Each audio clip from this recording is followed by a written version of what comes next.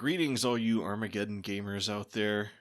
Welcome to Undeclared Bajor, a Star Trek Deep Space Nine rewatch, Season 2. My name is Fletcher. About to say hello is Data. Hey! Today we're going to recap, discuss, and rate Season 2, Episode 13, Armageddon Game. Alternate title, How I Learned to Stop Worrying and Love the Harvesters. Not my best work, I'll admit. The only thing I was like saving Private O'Brien, but Okay. He's not a private, so you know. A quick note on spoilers in case our rewatch is your first watch. Expect full spoilers through this episode, but only an appropriate minimum of minor spoilers for later in the series. Nothing too big, like when Rom gets upgraded to RW. Oh, that took me, okay. That seriously took me way longer than it should have, alright. No. It's okay. This episode originally aired January 30th, 1994. 11 days after the record cold temperature in Indiana of all time. In, where was that? White something? New White People? I don't remember. New Whiteton?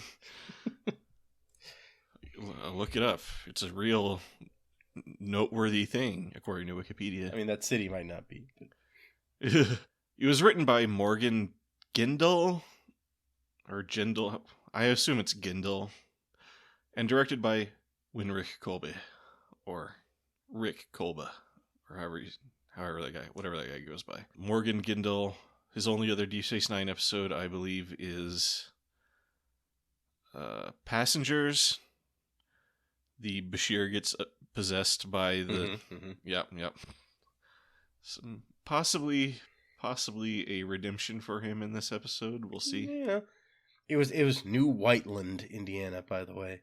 Okay, New Whiteland, Indiana. Greetings to all our listeners in New Whiteland, Indiana. Which, when I went to their Wikipedia page, their history has two sentences.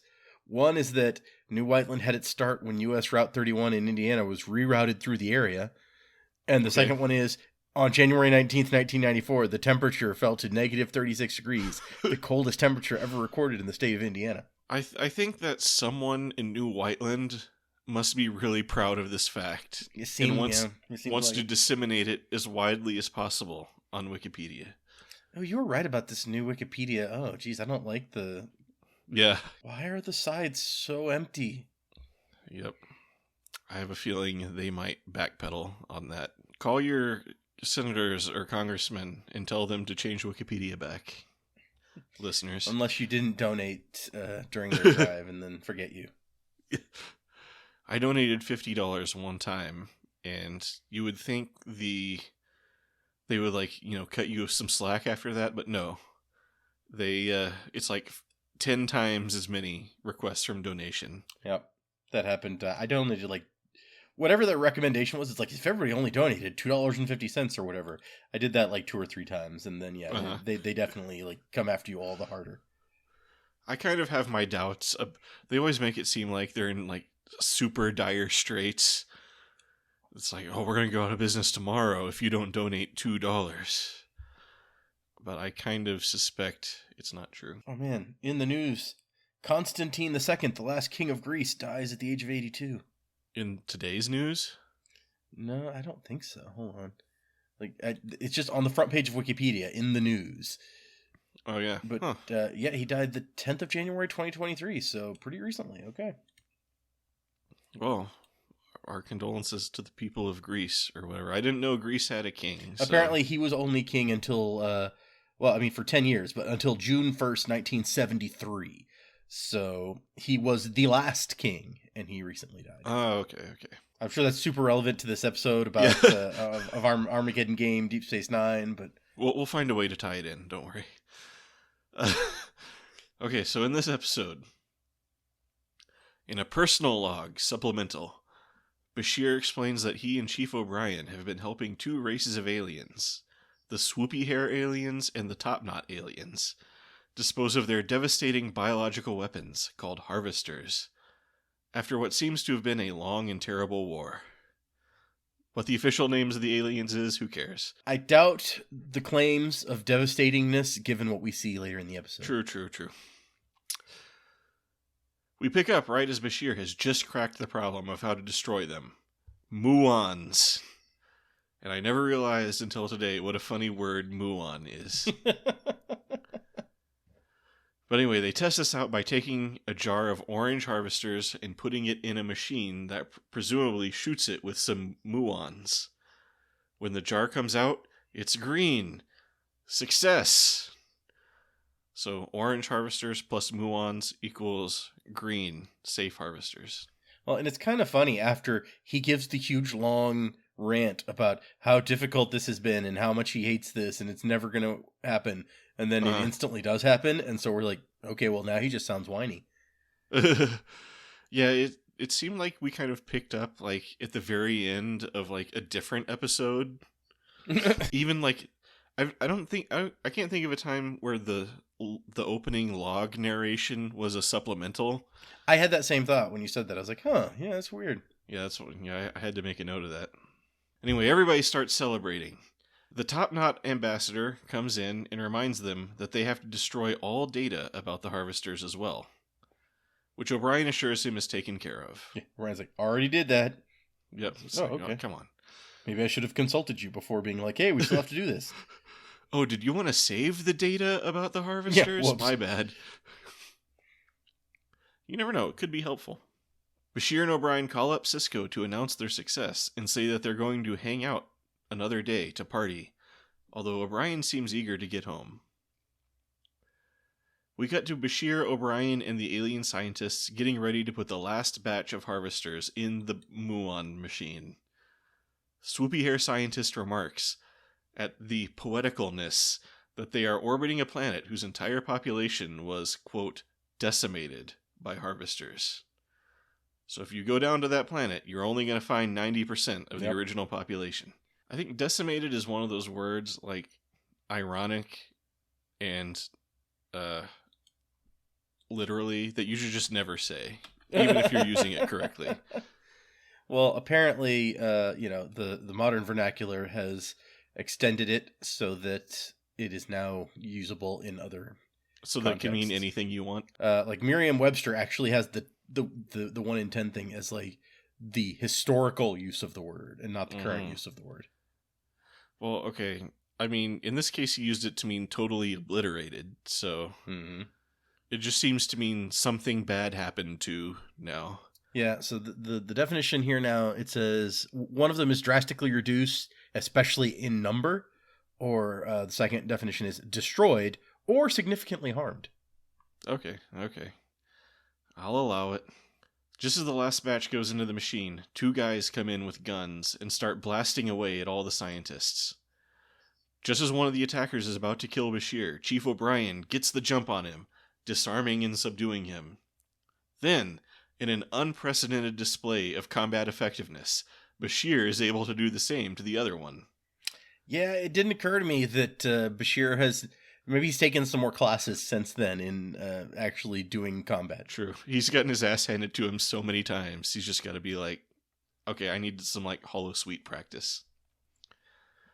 However, a shot goes off and hits the muon ray machine. And in a seamlessly edited insert, we see a drop of something land on Chief O'Brien's arm. Because for some reason his sleeves are rolled up. Yeah, that's he's working hard. I feel I was thinking about this. I was like, I guess we do occasionally see Chief O'Brien with his sleeves rolled up, so it kind of fits. He's a 3/4 sleeve kind of guy. What do you want? Sure. When you gotta stick your hands up in machinery, you gotta roll the sleeves back a little bit. Yeah. Bashir and the Chief find themselves the only survivors in the room, and are unable to contact their runabout due to jamming or something. This weird jamming technology that seems to jam some things but not others. Hearing more shooters approaching, the quick-thinking O'Brien beams them down to the surface of the planet. We cut to Cisco in Quarks ordering dinner. He orders like, what did he order? Like gumbo or no chowder? Yeah, he and orders crepes. Like 3 different things. It sounded like he was getting really into this dinner he was about to have. Yeah, it's like he'd really thought this through, and he had plans for exactly what he was going to order. He's just all about it. But unfortunately, he's interrupted by Kira announcing the arrival of the swoopy hair and top knot ambassadors. Yeah, who don't call, they show right up. Yep. I guess the station is not terribly far from this planet. I mean, it must be. Otherwise, why would you call, like, O'Brien and Bashir to be the ones to take care of this? Like, you'd think the Federation would have, like, bigger experts on this type of thing. Yeah, that's a good point. Because I kind of get the sense these are probably, like, slightly less advanced aliens. And they have these bioweapons that to them are, like, the pinnacle of, like, weaponry. But, like, to the Federation is probably like, oh, yeah, we know how to handle that type of stuff. Don't worry about it. Well, yeah, except for the fact that apparently it took a week to figure out how to get rid of them. But yeah. That's true. That's true. But, I mean, at the end of the episode, they get on a runabout, and Bashir's like, we have to get O'Brien back to the station within the hour. And I was like, really? It's that close? Why were you just like, we're going to stay until tomorrow. You could like go home and come back the next day if you really want to party. That's true. That's a good point. Or like you could drop O'Brien back off with his wife. Yeah. But it's weird to me because also we established in a previous episode that, well, actually, so in two previous episodes, there's different times, but like Bajor is either 2 or 5 hours away from the station. So it's like, okay, this place is closer than Bajor, or maybe you just can't warp within the Bajor system to get to Bajor at the speed that you get somewhere else. I don't know. These are all interesting questions. Okay, hold on. I brought up Cisco's order now. He's saying he wants Alturian chowder, Uda berry crepes, and a slice of we never know what he's going to get a slice of. Yep. Oh well. So in Cisco's office, the ambassadors break the news to him that Bashir and O'Brien are dead. Chief O'Brien, they claim, accidentally activated a security device that killed everybody. A device I'm sure they wish really existed, so they wouldn't have to rely on teams of shooters to get the job done. That's true. If that was there, they could have just used that. Why do they have to blame it on O'Brien? That seems just mean. Yeah, so that's what I have like noted. It's like, yes, this will keep the Federation from investigating further, blaming the incident on one of their officers. It's like, your people did it. Hey, we're not mad. I mean, it's not his fault, but yeah, it was his fault. I mean, this idiot O'Brien, he pushed the kill everybody button. I mean, because I mean, for all you know, like Chief O'Brien could be an expert on these types of systems and know how to deactivate it, or like a million things that would make that story not make sense. Yeah, you could easily have been like, yeah, one of our guys hit a button and we didn't know that this thing existed and we're really sorry. Yeah. Or, just like the whole thing just blew up. They should have just planted a bomb on the ship. The whole ship. And then be like, oh, there was a horrible reactor accident. I mean, but thankfully we got rid of the horrible harvesters. It really makes me wonder. It's like, what would happen if the ship blew up? Would that not destroy the harvesters? Can you not shoot them into the sun?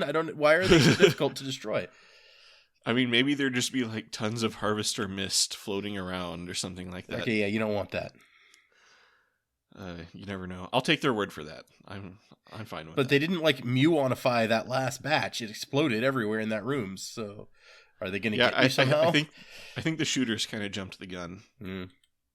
Kind of the impression I got was that these ambassadors are not very good at carrying out conspiracies. Yeah. They're just not good conspiracy planners. So yes, as proof of their story, they hand over a recording from the lab's internal security sensors. Cisco is sad.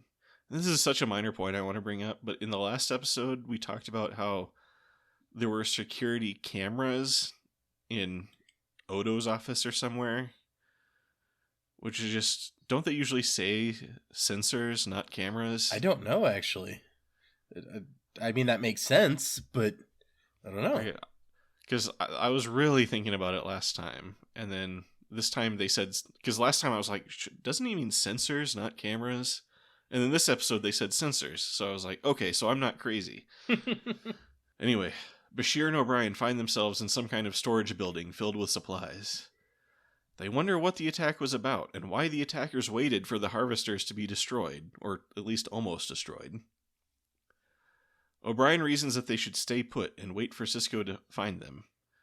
He specifically says Sisko, not like calling back to O'Brien's like Sisko will solve all problems if I call him directly philosophy. Yeah, no, that does fit. Apparently the original, well, the script that they eventually got to for the episode, like the guy was told, where it's going to be like a chase movie, write like me a chase movie script. And so he did, where Orion and Bashir are on the run, and it said that he even watched Midnight Run and North by Northwest to like get in the right mindset to write this. And so he did, and then after it was written and they were going to shoot it, they're like, oh, we'd have to go to like a bunch of new locations and ships and stuff. We can't afford this. So we'd have to build a bunch of new sets. So Ira Stephen Barrett jokes, it became a chase movie on one set. Nice. That reminds me, there's a story that like George R.R. Martin always tells at like conventions and stuff when he was like writing on The Twilight Zone. And so he was like, he wrote this episode that had this like big climactic showdown on horseback at Stonehenge. And then like the producer comes to him and is like, okay, you can have Stonehenge or you can have horses. You can't have both. That's fair. And so he was like, well, I guess like it doesn't make sense if it's not at Stonehenge, so get rid of the horses. So it's like they just show up on foot to Stonehenge. People go to Stonehenge on foot. I believe it. Yeah, sure. Unfortunately, since Bashir insisted on staying an extra day to party, they won't be noted as missing for another day. Luckily, the alien ambassadors didn't realize that before they jumped the gun and reported them dead. That's true. So they kind of lucked out there. O'Brien finds an old comms unit and begins repairing it, thwarting attempts by Bashir to be helpful. Yeah, I took the engineering annex courses at Starfleet Medical. They were quite. What does he say? It's like they were informative or something. But based on his previous experience with Garrick repairing computers, I forgot. I kind of doubt how effective these supplemental or extension courses were or whatever. Quite informative is what he says. Yeah. He's like, wait, you can fix computers, Garrick? Oh my goodness. Yeah, back when I was in college, we had classes that were designed to help the student athletes earn their science credits. And we called these classes Rocks for Jocks. Sure. Because one of them was geology. Yeah. So I imagine this was like Rocks for Jocks, but with it was like computers for doctors or whatever. Back on Deep Space Nine, the crew review the security footage, which seems to confirm the story of the ambassadors. Kira and Odo are mad and want to investigate. Sisko solemnly begins giving orders to prepare for their funerals and find replacements. Tell Bajor to send their pervious doctor, he tells Kira. It's like the video confirms it in as much as like they're all there 1 second and then they vanish the next second. And I was like, that's a really easy thing to fake. Like that's impressive, actually. Yeah, again, I can just imagine like one of these like ambassadors hunched over like what's Adobe Premiere or whatever. It's like, okay, so we can just make this cut, and I found this cool flash effect we can put over it. It's like, oh, seamless. Go with it. Also, it doesn't account for the fact that like, the center console thing was shot and destroyed in real life. So I wonder if they fixed that up. Because there's a scene later where they go there, right? Because Sisko goes back there later, so I didn't think to look for that. Yeah, we're going to see if it's fixed up. Let's see. As O'Brien works on repairing the comms unit, Bashir laments that he's missing the party and won't be able to get any of that swoopy hair poontang. He is so condescending about like how he's not married, so this party was going to be an adventure for him. Not like poor O'Brien. Yeah, this leads to a conversation about the pros and cons of marriage. O'Brien asks Bashir if he's ever been in love, and Bashir says yes, once. And we all know he's not talking about Melora, who by now he's probably completely forgotten. Yep. That was totally just like he had a temporary 0G fetish and that he wanted to try out. Oh, yeah. I think this is just the absolute last nail in that coffin, confirming that. And then, yeah, he talks about how it's like the career officers all feel that way about, like, marriage. Like, who's more career than O'Brien? Yeah, O'Brien's not an officer, though. He's a Yeah. non-commissioned person, so he doesn't count. Yeah, the career enlisted people feel differently about No, it. ignoring the fact that Cisco was married previously. Yeah, and in, like, people, yeah, all kinds of people get married in, like, Star Trek, so maybe we'll see some marriages coming up even, who knows. Nah, never happened. But yeah, Cisco was married, and yeah, she wasn't even in Starfleet. He married, had a kid. Yeah. I mean, his wife and almost his kid got killed by the Borg. True, but that turned out not to be so great. Yeah. O'Brien grabs a blanket to cover himself with, which Bashir finds odd since he finds it warm in there. Bashir does a quick tricord of O'Brien and discovers he's been infected with the Harvesters. And he's got a gnarly little thing on his arm, too. Yep. Back on DS9, Cisco informs Keiko of the Chief's death, which is a predictably sad moment. Yeah, it's she plays that really well. Like, I thought that scene was done well, where he walks in, she's like, "Oh, hey, Commander, what's up? Like, what do you do?" And then as he, like, is very solemn and not saying anything, she's gradually coming to this realization, and I thought she just played that really well. Yeah, it's pretty good acting. And Cisco, too. Yeah. But I want to point out, so there's a really good YouTube channel called Lemino, or Lemino, and his intro thing is a clip of Cisco saying, "Just let me know." And Cisco says, "If you need anything, just let me know," in this scene, but I'm pretty sure it's not the one that's sampled for that. Huh. Which I thought was odd. Because I thought it was in an earlier episode, but then I looked it up and it wasn't. I think it's in like a season 3 episode or something.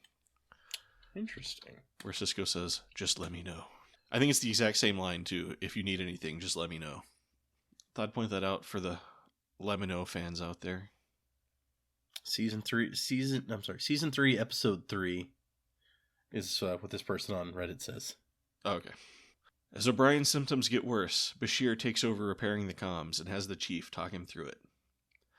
Meanwhile, Dax tells Kira the story of how Bashir, in one of the most typically Bashir moves ever, gave her his diaries to help her understand him better. Is trying to seduce a woman by giving her your diaries the most narcissistic thing ever? Yes, it is. This is a question for the philosophers. Nope, I answered it already. It is. Okay. I think the answer is pretty clearly yes. So it's funny because the original version of the script had Bashir and Dax on in the story, and not O'Brien. And okay, somebody was like, "Yeah, I think that we've done that just about to death at this point." And I was like, "Yeah, the story would just be a bunch of creepiness if we did that. So let's not." That was a very smart move. I was kind of wondering why it was like, why is Bashir and O'Brien? I even thought to myself, shouldn't Dax be here? Like, this totally seems like a Dax thing, but yeah, science thing. I mean, Bashir makes sense. You know, that is obvious. I get why, like, O'Brien is like, really? Why the chief of keeping things running on the station is getting sent somewhere else? But I mean, it's fine. You know, we're building that whole Bashir O'Brien thing. So, which, yes, this episode does way better than the Storyteller for sure. And yeah. Even better than, their racquetball rivalry, which I thought was done pretty well. Yeah. I mean, the racquetball rivalry was a little bit one note, but yeah. So Dax admits that she never read the diaries and wonders if she should give them to his family, which she obviously should. Yes, 100%. And then Kira's like, "No, you should keep them." And I'm like, "What's wrong with you?" But Kira's like, "Nah, fuck that." Then Quark shows up and proposes a toast to his 2 most reliably paying their bill customers. But, everybody mourns in their own way, so... I mean, I thought that I get that for the 2 women, they're like, "Really? That's what you're going to say about them?" And he's like, "Hey, for a Ferengi, that's like a big deal. And I was like, you know what? Yeah, like respect his culture if that's like how he wants to remember them, and it's a very positive. And he's like, clearly, he's like, here's some free drinks. I wanted someone to toast these guys with. Yeah. Like, he's being genuine, and he's like being considerate and giving away free drinks, which Ferengi are not known for. So True. you don't be jerks about it. Yeah, totally. Thin Keiko shows up to Ops with a shocking revelation. O'Brien never drinks coffee in the afternoon. The recording the ambassadors provided is a fake! Which they seem to have cut with, because parts of what happened in it are what we saw earlier, which I guess happened in the morning. Uh-huh. And then, in the afternoon, they're finishing everything up. And so they cut that in there. It's like, oh, I guess you got that coffee. Although, who knows? Maybe he was drinking coffee at the end, too. Yeah. Sisko is skeptical, but his Sisko sense is tingling, I think, and he decides to take Dax and go get the Ganges back personally to see what's going on. Back on the decimated planet, Bashir finishes the repair while telling O'Brien the story of the ballerina he almost married. O'Brien's legs stop working. Luckily, Bashir is able to get the unit working and start sending a distress signal. A fading O'Brien contemplates his family and the adventure of marriage. See, here's the thing about this story about the ballerina. Okay. Is that according to the story, he's in love with this woman, thinking about marrying her, up until he leaves Earth for his first posting out of Starfleet Academy. Which means when we see him at the beginning of season 1, he has just left this woman that he was horribly in love with, and is, from his explanation here, it was like he never contacts her after he leaves, which is already a dick move. But so he would be in the throes of, oh, I love this woman and I had to leave. Should I contact her? So when we see him in like episode 1 or episode 2 or whatever, and he's already like hitting on women really creepily, it's like, it just makes it even worse. Did they say Deep Space Nine was his first posting? Yeah, because he said that when he got out of the academy, he was second in his class, so he got to choose any posting he wanted. And he could have chosen, a big important starship, but he wanted to do frontier medicine, so he came out here. And then Kira's like, fuck you. Because this is my home. Right, exactly. That's a good point, but also not totally out of character from what we've seen of Bashir so far. Sisko investigates the scene of the supposed accident, whether the thing was destroyed or not.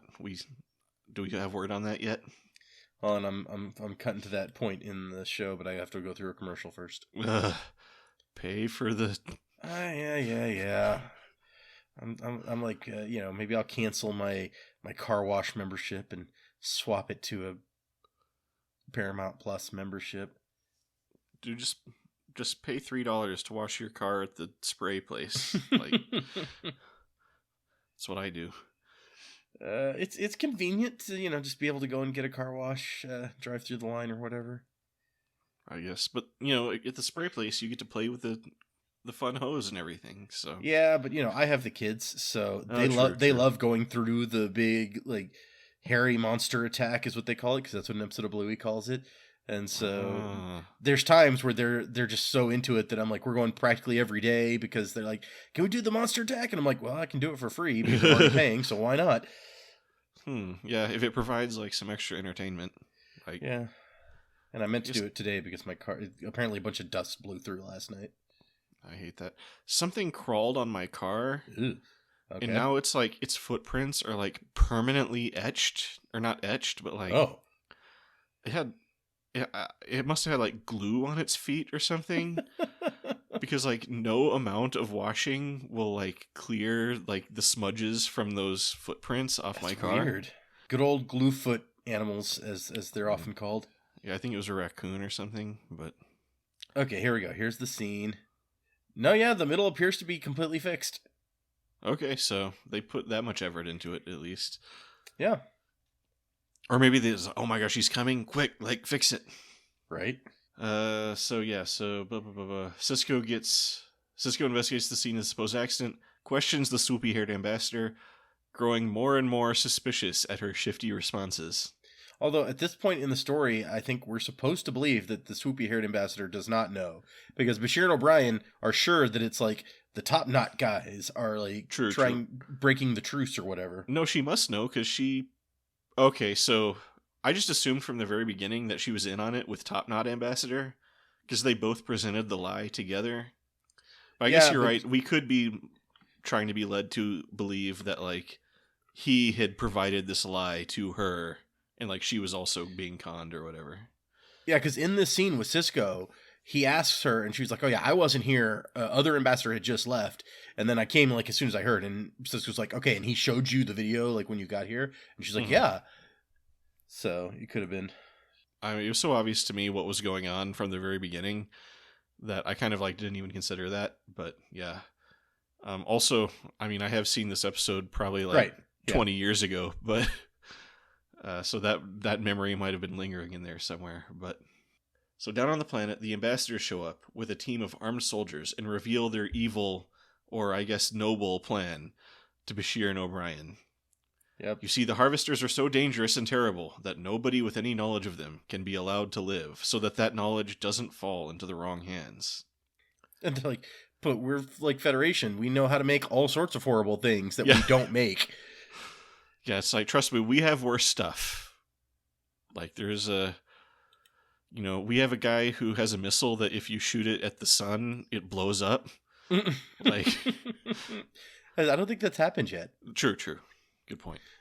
But apparently this story point, like the reason that they're going after him was originally different. Like it says that in an earlier version of the script, it was like there's this race that has these horrible biogenic weapons, and this Federation team shows up to this alien civilization. Is like, you guys need to destroy those.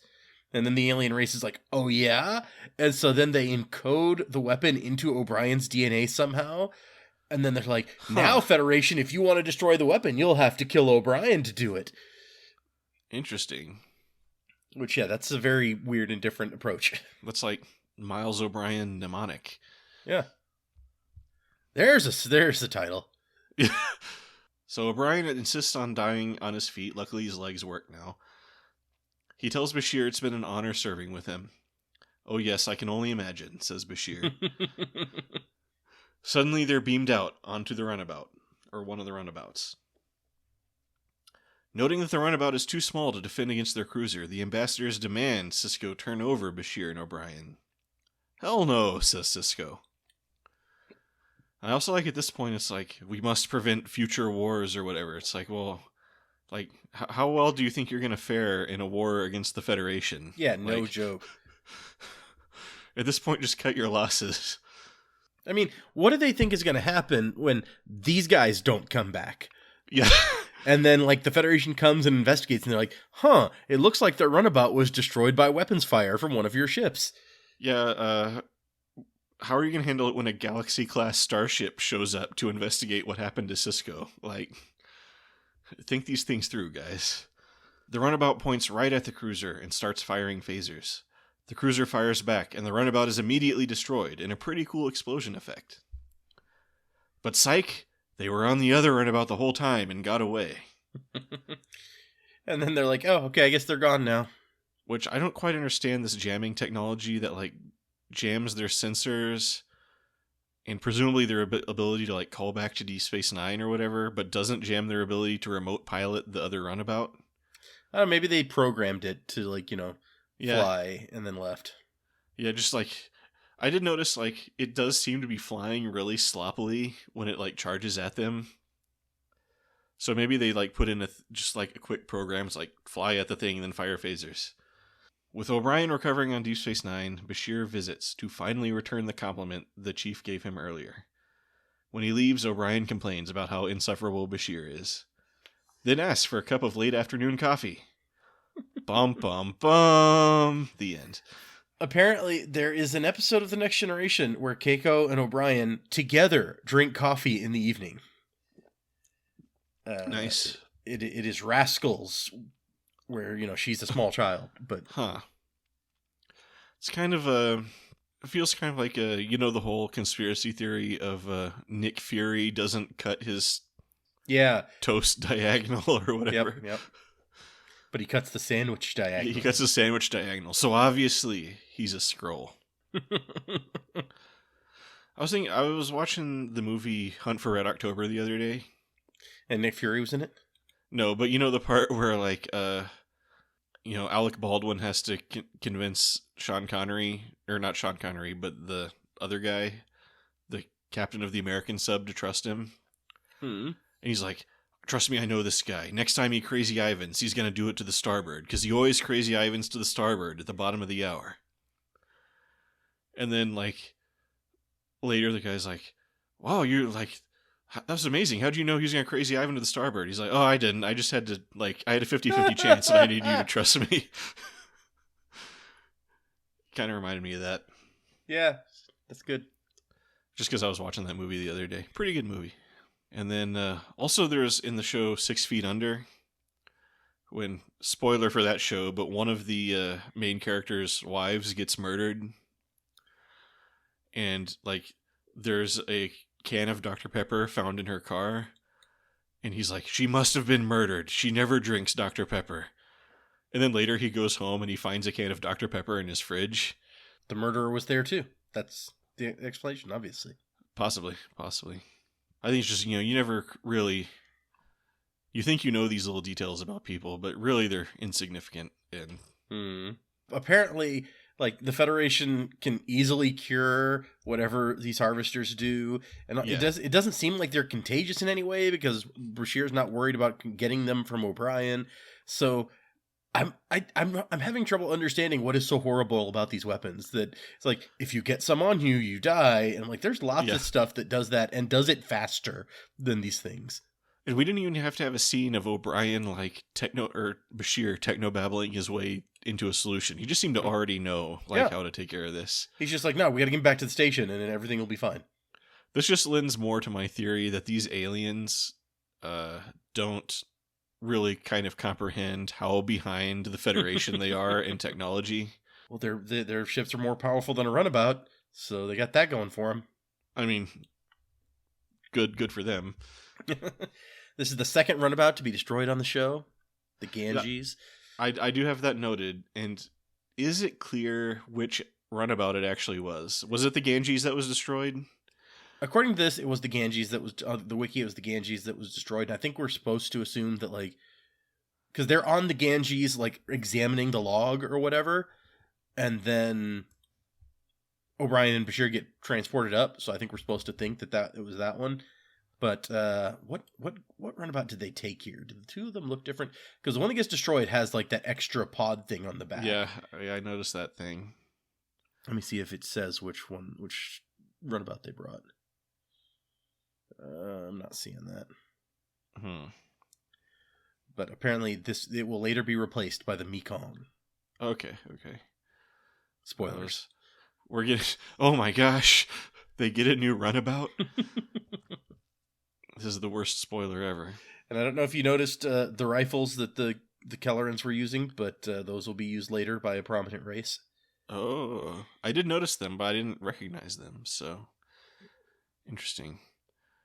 I just kind of noticed their, like, little knobby front. They've got, like, a weird handle, and that's the part that always sticks out to me. But so, could there be a connection? Who knows? Well, we don't even know what quadrant these guys are in, so who does know? Yeah, that's true.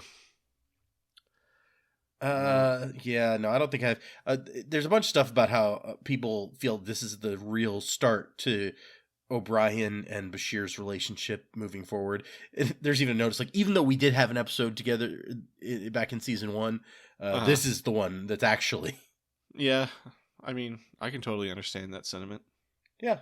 In the scene where Cisco is ordering his crepes and stuff, and Kira calls him, for a second, I thought it was the computer voice talking to him. No, don't order the crepes. And I thought, man, Kira does kind of sound a lot like the computer voice when she's over the comms. I don't know. That was like just a random little note I wrote down. Does Morn show up there? I feel like that's the most likely Morn spotting moment in the episode. Although the entire background behind him is like blurry, so maybe not. I think we saw Morn in the very first. No, I think that is where we saw Morn. Just a second. We comb through. It's so weird that like we had this one little scene. Like he could have just easily been in his office and the ambassadors showed up. Yeah. But we had to have this little scene where he can't eat his crepes. Oh yeah, Beakface is there, like in that scene. Yeah, I did notice Beakface. But I don't see Morn. Morn might be the only other in possibility is the scene like with Dax and Kira, right? And Quarks. Because Morn could never be seen outside of Quarks, right? Well, I mean, he could be seen on the promenade too, but I don't think True. we ever go to the promenade in this episode. I'll have to look this up later. Yeah, I don't see him. I will, when I get around to editing this, I will look for him. Oh, unless is that him way in the back? I felt like I saw him at some point. You'll find him. Yeah. Or not. Either way. Yeah. If he's there to be found, trust me, I'll find him. I found him in that one episode where he was there for like one frame. So. Yep. Oh yeah, I like, in contrast to his, earlier where Bashir like bravely fought that guy and then took his gun and overpowered him. Later when the ambassador showed up, the ambassador just like grabs his gun away from him and is just like, yoink. He's just like, yoink, exactly. Yoink right out of your hands, and Bashir's just like, huh? So. But he wasn't expecting it, so. Oh yeah, that's fair. He thought they were good guys, so. Another minor points for at least the most badass sounding title. If still not the most yeah, it's a relevant. Very cool title. I don't get how it fits. It's like there were no games. There was really not any Armageddon either. I don't. It was like trying to prevent Armageddon, like practical conspiracy. I mean, maybe that's the game. Is the conspiracy is supposed to be true? I don't know. It's there's got to be better titles. Although when we were doing alternate titles, I don't think either of us did all that well. So maybe not. But well, if we were trying to come up with like an actual good title for the episode, I feel like we could do better. I mean, you could just call it The Harvesters. That would sound kind of creepy a little bit. But then you're like, wait, is it about farming or? Well, that's part. It's kind of intriguing when you first see it. It makes you want to watch it. Yeah. And then you see, oh. You're like, those aren't guys with scythes. These. This has subverted my expectations. Okay, so you know what episode of Next... First of all, this is a very next-gen feeling episode, I thought. Yeah, I can see that. At least in the kind of main story. Yeah. But you know what episode of Next Gen it reminded me of? What? The next... or what's that one? The Next Phase? The one where Ensign Ro and Geordi... Geordi, yeah, the next they think they're dead, and it becomes kind of like a little bit of a... like Death of Superman or Tom Sawyer Huck Finn type thing. Ensign Ro proves to be actually religious when she thinks that they're in the afterlife or whatever. Yeah, Yeah. Well, I mean, what are you to believe? It's like, I died, but I'm still here, so... Yeah. I'm not faulting her. It's just like before that, I mean, we've talked about how she never seems like religious or anything, and then it's like, okay, I guess I need to make my peace with the prophets now because shit's gone down. But yeah, it's kind of like, it allows our characters to react to the deaths of main characters without actually having to kill them off. Oh yeah, okay. I see what you're saying about the Tom Sawyer Huck Finn thing now. Where there's a funeral and everything, and I think Rose kind of offended because the funeral is a party. And... Yeah, but she didn't want the death chance or whatever those things were. Let's see what was happening on Next Generation at the time this episode came out. Let me take a look. 30th of January 1994. So 31st of January 1994 was Sub Rosa. Oh man, the best Next Gen episode ever. Yeah, it's everybody's absolute favorite Next Gen episode. We're really going up and down with the quality here between these two episodes. So, and I just always like kind of, I don't know. I have like tropes that I tend to like. I have tropes I tend to not like, and that one I think I kind of tend to like. When it's kind of like a what if somebody died, but you get them back at the end of the episode. Yep. Yeah, and we get, Keiko gets a little bit of business to do in which she doesn't all that often, And like I said, I think she does a pretty good job Yeah. of it. And I feel like in this episode, all the characters are firing on all cylinders, more or less. Like we're getting good stuff from all the various. And everybody's getting, except for I guess Odo, everybody's getting like a bit of a chance to shine, even if it's just a small one. And I think it works well. I think even Odo's little moment was pretty good, where he's just like, "Yeah, I want to look into this," and then we never see him again. Yeah. Honestly, I would have loved to see Odo interrogate those ambassadors and Yeah, watch that them would have fold been a after thing. 2 seconds. No one stands up to an Odo interrogation. Right? Well, just their cover story was so flimsy also. It's like you scan that machine in the center of the room. It's like, this has been recently destroyed. I like, there's weapons fire signatures here. Last little point I have, that cruiser ship, I swear we've seen that on the Next Gen or something. I think it was a card, and that may be what you're thinking of. But hold on, let me see. Okay, that could be it too. Let me see. Let me go to the article about the Talani cruiser, because that was a Talani cruiser. I refuse to learn the proper names of these aliens. It was a swoopy-haired alien cruiser. Okay, good. You can't compel me to call you by your proper species name. That's unconstitutional. Here we go. Talani cruiser article. Go, I say. Type of starship used by the Talani. Greatly outmatched Starfleet's Danube-class runabout. Sure. While consistently referred to in the script, the Star Trek Encyclopedia and StarTrek.com as a Talani munitions cruiser, the vessel is only identified as a Talani cruiser in the episode's dialogue. Okay. For more about the history of this model, go here to Studio. Well, yeah, let's hear the history of this model. Okay. Talanian. No, that's a Talarian. Why'd you take me to the wrong place? Was it before that? It's like, because there's like an apostrophe in the name of this race. Here we go. Oh, sure. Okay. Okay. So sorry. It did take me to the right place. This article is about, or this section is about the Talarian observation craft, originally appearing as the Talarian observation craft in the Next Generation episode "Suddenly Human." Given a slight Coast Guard sailing ship feel, it's a sailing ship with 2 power panel sails, harkening back. Blah, blah. It also appeared in this form in one of the 2 variations of the Creosian ship in The Perfect Mate. The model, heavily modified and given a red nacelle glow, appears as the Tamarian deep space cruiser in Darmok.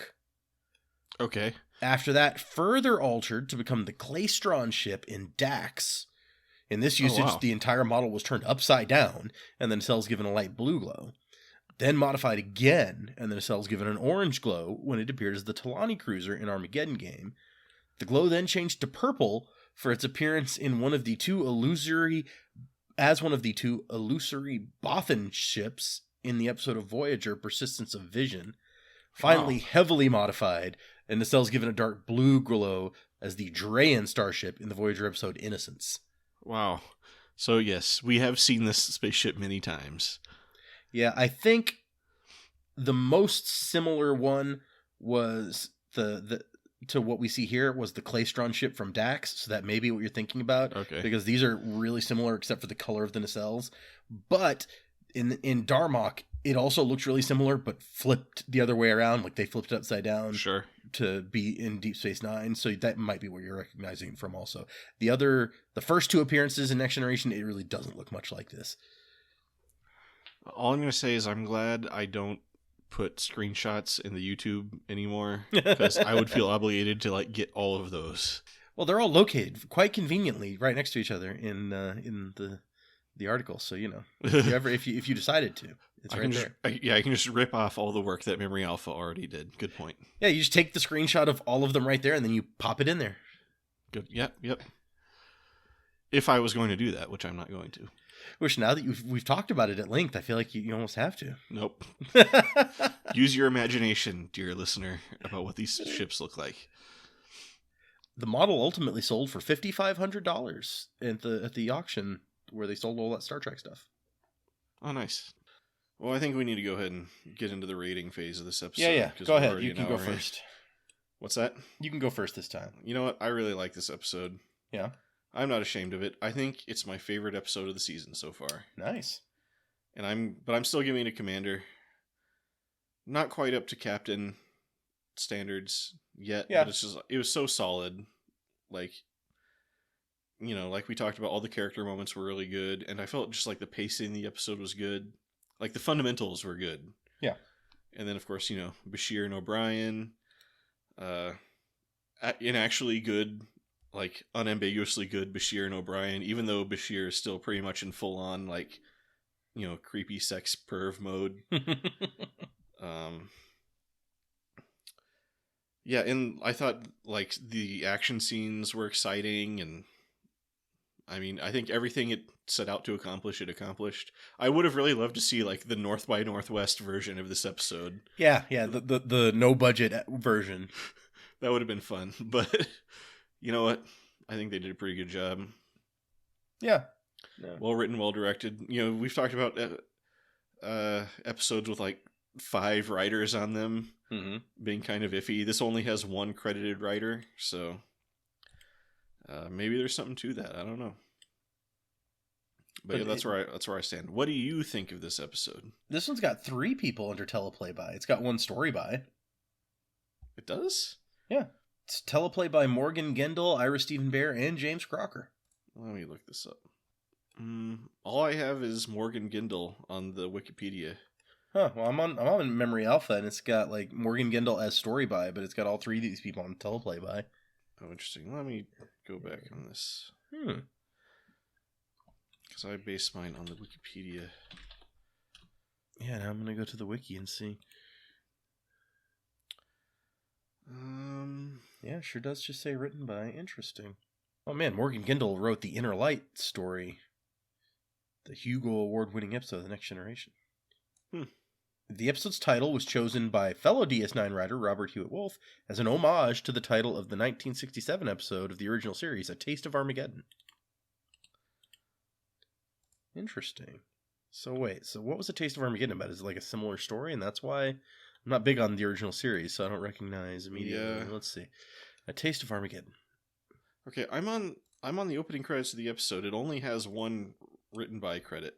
Well, so yeah, maybe it's the Wikipedia, or maybe it's just like Memory Alpha has it uncredited wrong. story by or something. Could be. So in Taste of Armageddon, an ambassador comes to establish diplomatic relations with this planet that's been at war with their neighboring planet. Okay, so that's kind of similar. Okay. The war is conducted as a computer simulation. Oh, okay. Oh, that's a cool concept. So they just simulate the war, and then like whoever the computer says wins.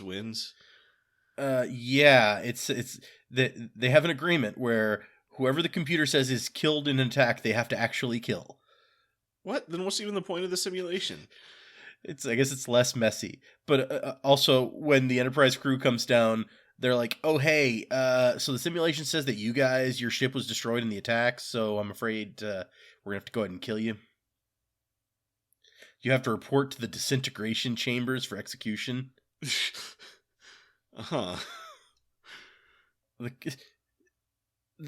They use a voice changer to imitate Kirk's voice and order all of the crew to beam down so they can also be killed.